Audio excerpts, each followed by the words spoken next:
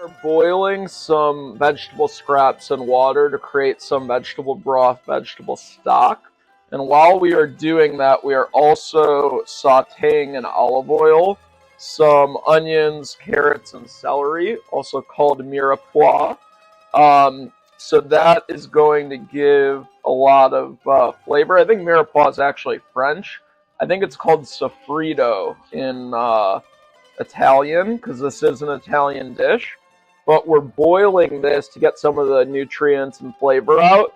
But we're actually sautéing this because it usually does give a much better flavor if you sauté it first in olive oil, as opposed to just putting it directly into the water. So it just adds an extra depth of flavor, and you get some healthy fats in there as well.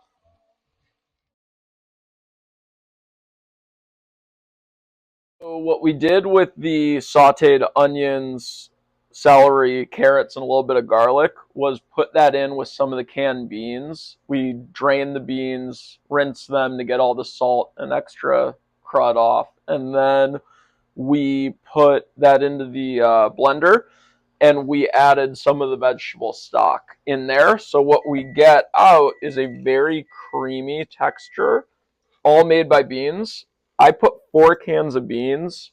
3 of them I pureed, and then only 1 of them I kept whole. So there will be a little bit of texture occasionally with like a full bean, but most of this is pureed beans and then the pureed vegetables all kind of melding together. So we get like a really rich, creamy broth. Um, and then last, we will cook the pasta separate so that we can keep it al dente. And then, of course, we want all the starches in the water to get it in here, which will then make it extra creamy and extra delicious. All right, just dumped the broth and the cooked pasta in. You want to do pasta last and separate so you can control the doneness of the pasta. What you don't want to do is put the pasta into the pot, because then you can't control its cooking and then it can get really soft and gummy.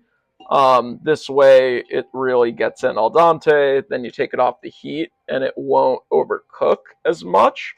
And then again, we put it directly in without rinsing so that we can get some of that starchy water along with the pasta. And what that's going to do is going to bind to the pasta, making it super creamy, and just makes a much better consistency when you use the starchy water as opposed to drained pasta.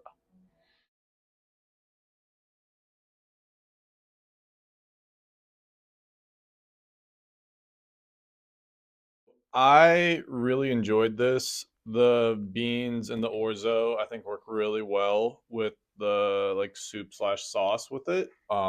Definitely a fan. I would give it a 9. Big fan. Okay. So today we are trying Norman's pasta fajoule. Really good consistency. The beans are delicious. Um, I added a little balsamic with a little olive oil, just a touch. I'm going to rate this an 8.6. Yeah, I was very impressed. I got the al dente pasta right on this one, which is good from a textural component. I'd say it's an 8-0. I really like it.